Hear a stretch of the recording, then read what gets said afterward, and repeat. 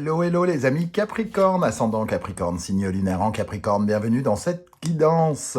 Je suis heureux de vous retrouver aujourd'hui et de pouvoir vous souhaiter à tous, en tout cas, une très très belle année 2023, entourée de tous les gens que vous aimez.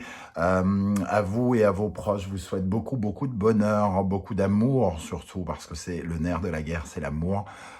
De se sentir aimé, d'aimer les autres.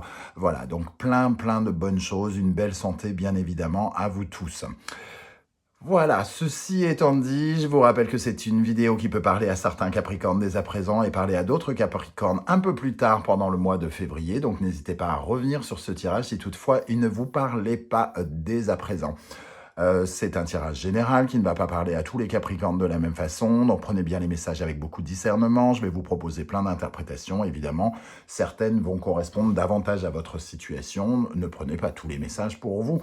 Je vous invite, comme d'habitude, à regarder la vidéo de votre signe ascendant et de votre signe lunaire pour avoir des compléments d'information ou pour recevoir un tout autre message qui peut-être vous parlera davantage. Je vous rappelle également, dans la barre d'infos, vous trouverez mon adresse email si vous désirez des renseignements pour les tirages personnalisés. Vous trouverez également différents liens qui vous mèneront vers les guidances que j'ai effectuées pour le signe du Capricorne, notamment notamment la vidéo, par exemple, les bonnes surprises qui vous attendent en 2023, qui ont fait... que j'ai fait récemment, qui sont toujours à votre disposition, la guidance professionnelle de janvier, la guidance sentimentale de janvier, les messages de vos guides, et voilà. N'oubliez pas de liker cette vidéo, de la partager, de vous abonner si ce n'est pas déjà fait, pour me soutenir et pour aider la chaîne à grandir. Merci à vous pour votre soutien. Allez, on y va. Quelle est la bonne surprise, la bonne nouvelle qui vous attend?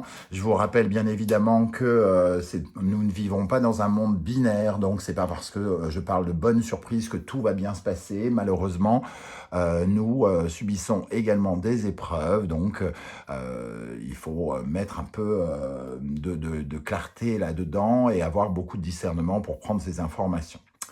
Pour ce message, nous parlons de l'impératrice et du mat. L'impératrice peut nous parler évidemment de nouvelles, de courriers, puisque elle a une notion un petit peu de communication, cette impératrice. Donc, une communication d'une certaine manière qui pourrait arriver vers vous et vous libérer ici, parce que le mat représente cette possibilité de fuir quelque chose ou de s'évader ou en tout cas de se libérer d'une situation dans laquelle on se trouve qui n'était peut-être pas forcément agréable pour certains d'entre vous. Cette impératrice peut nous parler de projets aussi, de démarches que vous faites pour vous enfuir, pour bouger, pour voyager.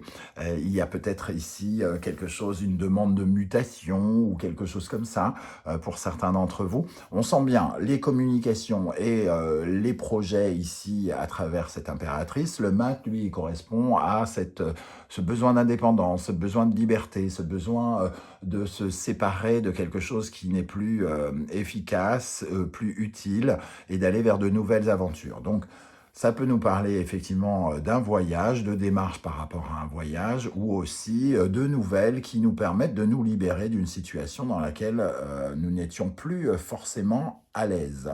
Et c'est là le côté non binaire, le côté binaire de la situation, pardon. Le côté, il y a du bon, il y a du mal, du mauvais. Donc peut-être que vous êtes dans une situation désagréable qui va, et vous allez vous extraire d'une manière ou d'une autre de cette situation par le biais de ces cartes. On voit que vous vous dirigez effectivement vers un changement, donc c'est peut-être un courrier ou des nouvelles qui pourraient vous permettre d'aller vers de nouvelles aventures, vers de nouvelles choses, vers de nouveaux voyages, peut-être un mouvement aussi avec le mat. Bon, quel est l'animal totem ici qui vous accompagnera, les amis Capricornes ? Nous avons la gazelle, un signe de feu ici. La gazelle, elle peut nous parler d'une certaine forme de rapidité, de reprendre de la vitesse. Mais aussi la gazelle, elle représente, comment dire, Ici, elle vous protège des animaux sauvages, hein, donc elle vous protège finalement de tous les prédateurs qui pourraient être autour de vous. Cette gazelle, elle est extrêmement prudente et elle vous apporte cette vigilance par rapport à des énergies négatives et surtout la possibilité de rebondir. On voit bien la gazelle qui peut changer de trajectoire à tout moment lorsqu'elle se fait courser, par exemple, par un léopard ou par un lion, par exemple, ou des hyènes. Elle essaye de changer de trajectoire parce qu'elle essaye d'avoir toujours presque un saut d'avance sur ses prédateurs. Donc ici, on vous dit que peut-être vous avez, oui, il y a une certaine forme de vulnérabilité peut-être, mais que justement, il y a peut-être quelque chose qui vient vous sortir de ce sentiment de vulnérabilité et qui va vous endurcir quelque part, qui va vous donner de meilleures habilités pour affronter les prédateurs de votre vie. Quand je dis les prédateurs de votre vie, c'est une personne, une situation, évidemment, hein. Donc, en tout cas, un courrier. Ici, alors avec le tarot Sambolon, nous avons l'énergie du Gémeaux et du Sagittaire qui nous parle encore de mouvement, de trajectoire. Alors, ça peut nous parler effectivement de voyage une fois de plus, ici, avec ces deux éléments. Le Mercure qui nous parle des moyens de transport, Jupiter qui est un grand bénéfique et donc quelque chose qui nous aide dans des circonstances de voyage pour certains, de mouvement, de mutation, de partir à l'aventure. Le Gémeaux et le Sagittaire, ça nous parle aussi de formation, d'apprendre des choses, d'école, hein, d'études. Ici, on voit un élève et un maître, entre guillemets, qui lui apprend des choses. Donc peut-être avez-vous fait des démarches pour vous libérer d'une situation dans laquelle vous êtes. Par exemple, vous êtes en poste, vous ne vous y plaisez plus, il y a quelque chose qui ne se passe plus correctement. Vous avez peut-être fait des démarches pour faire une formation, pour apprendre des choses et vous attendez des réponses qui peut-être ont tardé à venir, mais qui arrivent vers vous ici, hein. Avec cela, nous avons Capricorne, votre signe, et le Poisson, ici, Saturne, et Neptune, pardon.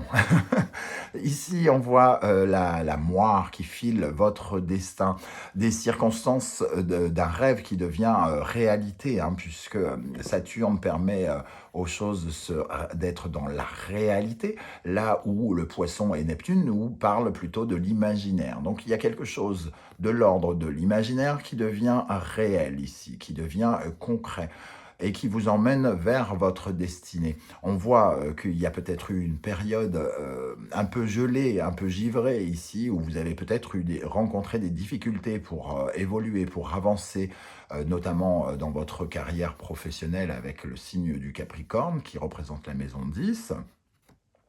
Mais il y a quelque chose qui se libère et qui vous offre du potentiel ici, puisque cette réalité qui vient taquiner le rêve dit que peut-être quelque chose, un rêve est en train de se réaliser par le biais d'une communication, d'une conversation avec quelqu'un, par exemple, qui pourrait vous libérer, ou d'un message internet qui pourrait vous libérer. Ok. Avec l'oracle des miroirs, nous avons instabilité, l'enfant et naissance. Donc on voit bien qu'il y a de nouvelles aventures qui se préparent. L'enfant et la naissance peuvent nous parler aussi de ce côté justement inexpérimenté dont je parlais par rapport à des études, par rapport à un apprentissage, par rapport à une formation. Instabilité, c'est justement peut-être le côté déséquilibré d'une situation, donc un manque par exemple de connaissances, un manque quelque chose en tout cas qui vous fragilise, soit dans vos connaissances ou soit une situation fragilisante, par exemple quelque chose d'un peu plus nocif. On parlait de complications ici que vous avez peut-être rencontrées, une situation qui vous a mis dans un état instable, mais on voit ici une renaissance avec de la nouveauté qui vient vers vous pour vous apporter peut-être l'occasion de commencer un projet. On voit ce projet ici et la possibilité de s'aventurer vers de nouveaux territoires. Donc il y a peut-être le début d'un projet ici qui s'amorce pour vous et qui, certes, crée de l'instabilité parce que avec le mat ici, on ne sait pas trop ce qui nous attend. Il y a quelque chose de l'ordre de l'inconnu, donc on peut avoir des nouvelles qui créent une certaine forme d'instabilité, mais qui nous projettent vers de nouvelles aventures, vers des terrains peut-être inconnus pour certains d'entre vous. Enfants en naissance, en tout cas, voilà, il y a quelque chose de nouveau. Alors, avec le Wandering Tarot, on voit le pape. Le pape qui vient remettre de l'ordre, hein, qui vient corriger une situation ou qui apporte des solutions, des conseils, des bons conseils qui nous aident. Le pape, c'est un protecteur, c'est une aide ici. Hein. Donc, on est protégé, on est soutenu. Les circonstances viennent réparer, corriger des choses, restructurer quelque chose qui était peut-être encore un peu flou, un peu bordélique. On remet de l'ordre. Voilà. On restructure, on recadre quelque chose ici où quelqu'un nous aide à le faire. Alors, ici, nous avons le 4 de denier, le 5 d'épée, le 8 de denier, la roue de fortune, le 4 de coupe, le 10 d'épée, le 3 de coupe et la reine de coupe. Alors, on voit ici, on a des arcanes majeures, nous avons des coupes, des deniers. Nous n'avons pas de bâton, donc à proprement parler, pas de véritable mouvement, mais plutôt on passe de quelque chose qui était peut-être un peu sclérosant ici avec les épées, à quelque chose d'un peu plus apaisant, apaisé avec les coupes. Donc un sentiment de se sentir quand même un peu mieux dans notre corps, dans notre âme ici. Hein. Il y a une quête. Il y a une quête de nouveauté avec ce 10 d'épée, en finir avec un cycle qui a été compliqué, de trahison, de douleur, qu'on retrouve avec ce Capricorne, Saturne, quelque chose qui était bloqué et qui finalement ne peut que nous entraîner à aller vers de la nouveauté. Derrière ce 10 d'épée, on retrouve l'enfant et la naissance quelque part. Quelque part, il y a aussi quelque chose de l'ordre du relationnel avec ce 3 de coupe ici, puisqu'il y a une certaine forme de joie, de sociabilité qui nous nourrit, j'ai envie de dire. Le 3 de coupe vient nous nourrir ici. La roue de fortune, à côté du pape, nous dit qu'il y a des circonstances qui apportent des solutions. Il y a des changements ici qui nous apportent des solutions. Donc on peut soit parler de cette impératrice, un courrier, par exemple. Alors ça peut être des circonstances liées à quelque chose de financier, de matériel, comme par exemple avec le 4 de denier, ça peut nous parler d'une maison, d'un foyer, de biens immobiliers aussi. Il peut y avoir des changements ici par rapport à des querelles peut-être, où on arrive enfin à recadrer les choses et à se mettre d'accord. Il peut y avoir eu une certaine forme de querelle avec ce 5 d'épée ici, de conflit. On se bat un peu par rapport à quelque chose qui peut être en lien avec les biens pour multiplier quelque chose. On a le 4 qui devient un 8 ici, comme si on avait le double. Comme pour soit mieux partager les choses, ou soit démultiplier quelque chose. L'impératrice, elle a cette capacité aussi à augmenter, à faire augmenter les choses. Mais ça passe peut-être, c'est peut-être passé par un sentiment de conflit et qui a apporté un sentiment peut-être aussi de frustration à un moment donné. Et on voit qu'on trouve une solution à cette frustration parce que ici on est entouré beaucoup plus de générosité, de bienveillance, de solidarité, d'apaisement. On est mieux ici, hein. On va vers quelque chose de beaucoup plus apaisant. Alors, on va rajouter quelques énergies pour vous, les amis Capricorne. Alors, justement, sur ce 10 d'épée ici, quand même un sentiment qu'on est arrivé au bout de quelque chose, hein, au bout d'une situation.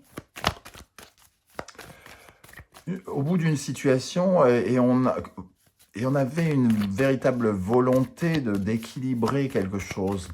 Peut-être pour arriver à bout de quelque chose, on a mis de l'argent de côté, on a essayé de stabiliser une situation financière ici pour pouvoir trouver des solutions par rapport à un conflit pour certains. Alors, qu'est-ce qu'on a sur ce 10 d'épée pour les Capricornes? L'éternité. On voit que c'est l'éternité vient ici nous parler de quelque chose qu'on aurait voulu plus long peut-être, hein, quelque chose qui devait peut-être qu'on le ressentait comme pérenne, quelque chose qui aurait dû durer. Et on sent bien que cette éternité, elle n'est peut-être pas dans le passé, mais elle peut se présenter pour l'avenir, parce que on ressent quelque chose qui se crée ici, une opportunité qui se crée avec cette moire, qui file notre destin et qui recadre des choses. Qu'est-ce qu'on a avec le pape au centre de ce tirage, de cette bonne nouvelle, de cette bonne surprise? Initiation. Alors, le pape, j'ai quand même pas parlé de cette dimension-là. Le pape a le côté formateur aussi, hein. C'est celui qui a la connaissance, c'est le prof, hein. C'est l'expert, celui qui peut nous apprendre des choses. Et ici, on retrouve cette initiation, cet apprentissage, cette capacité à apprendre de nouvelles choses. Donc, il peut y avoir quand même une sorte de mise à jour pour certains. On met à jour quelque chose, on apprend de nouvelles choses, comment dire, on nourrit quelque chose qui était instable pour qu'il devienne plus équilibré, par exemple. Qu'est-ce qu'on a avec cette reine de coupe? Avec la reine de coupe. Pénitence. On est bien plus à l'aise par rapport à quelque chose qui était douloureux et qui... c'est un peu comme si on avait soigné, guéri une blessure, hein, pour certains d'entre vous. Alors une blessure intellectuelle, si on parle de lacunes, par exemple, mais ça peut être aussi un sentiment de faiblesse que l'on vient réparer ici.